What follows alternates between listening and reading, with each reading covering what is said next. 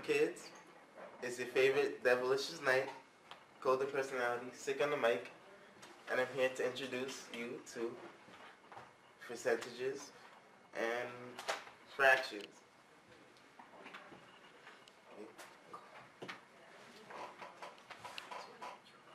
Okay, so for the question, it says 35% of some number A is equal to 84. So whenever you see something like this or a question, you know of is multiplication. So we're going to have to put 35% since it's out of 100 into more of a cross multiplying type setup. So 35 over 100 equals to 84 over A. So 84 times 100 equals 8,400, and 35 times A equals 35A. So when you divide 8,400 by 35A, you're going to get A equals 240.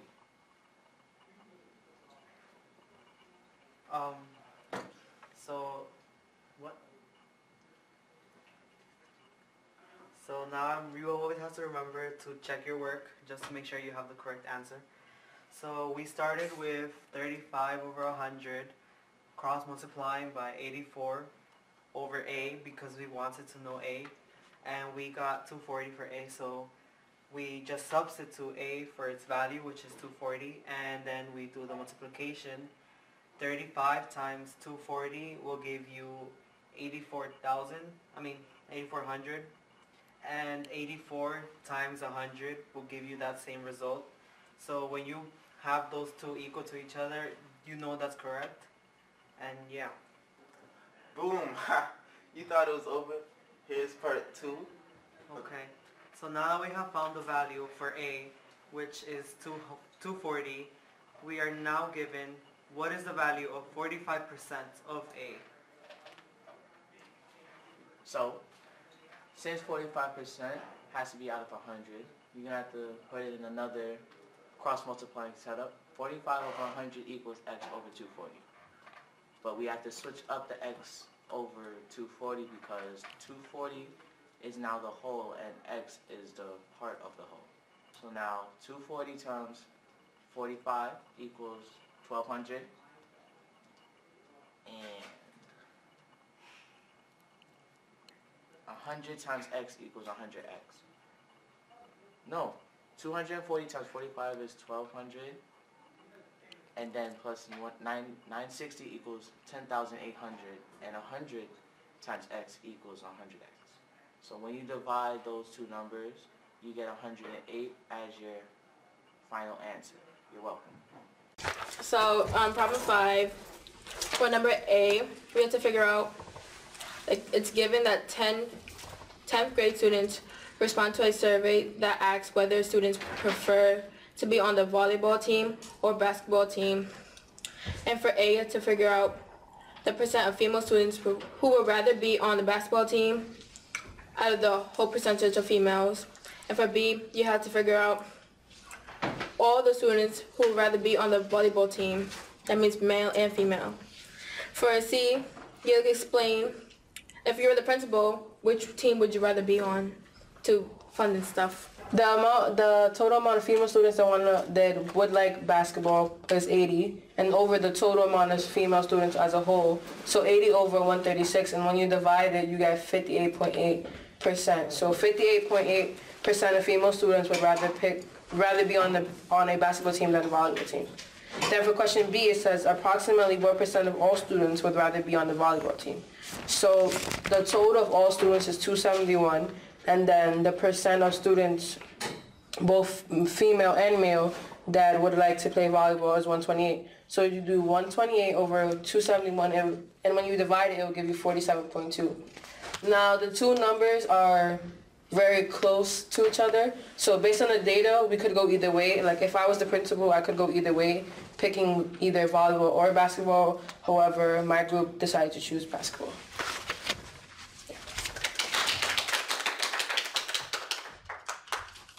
Number 15 asks the model A parentheses 1 plus R over N and parentheses NT is used to describe the compound interest Saeed put 6,000 in the savings account that pays 0.25% annual interest compounded weekly and leaves his money there for 2 years. He is trying to use a model to represent how his money will grow. We have to answer what is the value of A, what is the value of R, what is the value of N, and what is the value of T. Okay. Alright, so since we now know that A equals 6,000 and R equals 0.0025, right? Alright, and N equals 52 and T equals 2, right? So then we plug these in. Wait, we plug these in, right? Plug them in. Alright. Gotta walk off stage for a second. I now have to do the math. Alright, since we gotta plug these in, it's gonna be 6,000 out, and then 1 plus 0.0025 over 52 squared. NT is 52 squared, right? Okay, this is when you this is the formula that we use, and this is when you plug these in. That's great. All right. Hello, SEO Scholars. Today we'll be working on a problem 16. The problem is y to the negative 8th power times y to the 5th to the power of 3 times y to the negative 13th. What you want to do first is divide it into 3 sections, which will make the problem easier for you later on. First, what you want to do is remember your exponent rules, which is basically x to the negative 1 power. You will basically have to put it in a fraction, so it will be 1 over x to the first power, which will basically change the sign of the exponent. So you want to apply that to our problem, which is y to negative 8th. You basically want to put it over 1 and change the sign of the exponent. Step number 2, you time 5 and 3 because it's to the power of 3, meaning y times 5, y times 5, y times 5. This equals y to the 15th power. This can be also represented by our exponent rule, x to the power of a times b, which basically lets you skip doing the extra steps of spreading the exponent like before. Step 3. Now you have y to the negative 3 exponent. Now remember, you have to, when a number with a negative exponent, you have to convert it into a fraction. So when you have y to the negative 13 exponent, you want to convert that to 1 over y to a positive 13 exponent. So next step, you want to take 1 over y to the 8th exponent, that what you did in step 1, and then multiply it to y to the 15th exponent over 1, and multiply it what you did in step 3, 1 over y to the 13th exponent. And then after multiplying that, you get y to the 15th exponent over y to the 21 exponent. In step 5, you take y to the 15th exponent and y to the 20 exponent, you subtract it. So 15 minus 21 it gets you negative 6. And you get y to the negative 6. And remember, you have to convert it to a fraction. And you get 1 over y to a positive 6 exponent.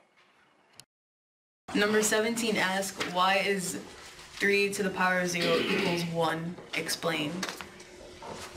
Okay, so we know 3 to the 0 power is 1. Well, why? Well, we know 3 to the 3rd power is 27. We know 3 to the 2nd power is 9. And 3 to the 1st power is 3. And all these numbers have a similarity.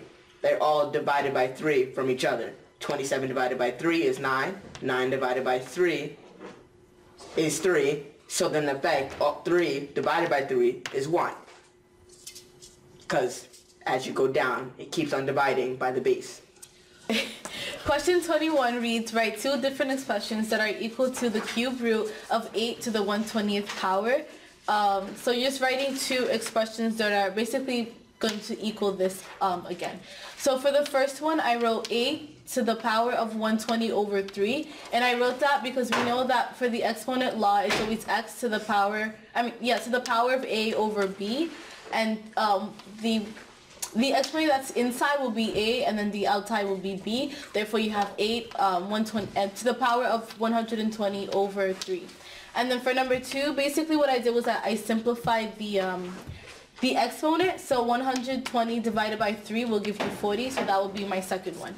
And then for a check, you don't necessarily need a check for this one, but the exponent law is just x to the power of a over b. This is just an optional third expression.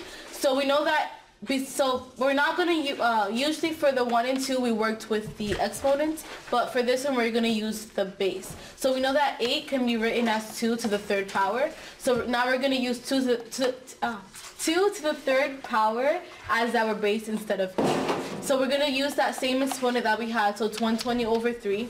And then for the exponent law, you know that 3, you're going to multiply 3 with the second exponent, which will give you 3 over 1 times 120 over 3. You could go ahead and multiply 3 times 120, which will give you 360 over 3. However, you would just go back to 120. So what you could do to save yourself some time, just eliminate these 2 3's. So now you have 120 times 1, which will give you 2 to the 120th power.